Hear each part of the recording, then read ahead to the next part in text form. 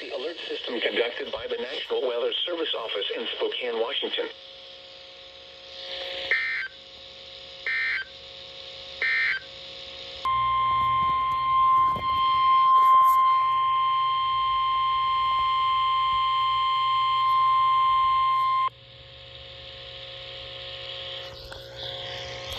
This has been a test of the NOAA Weather Radio Tone Alert device.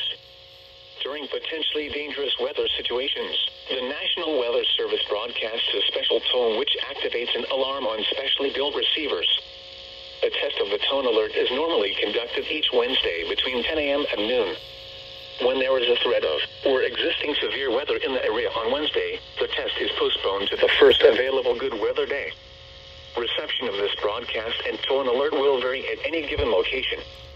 This variability, normally more noticeable at greater distances from the transmitter, will occur even though you are using a good quality receiver in perfect working order. To provide the most consistent warning service possible, the tone alert will be activated only for warnings in selected watches affecting the following counties: Spokane, Lincoln, Stevens, Pend Oreille, Adams, and Whitman.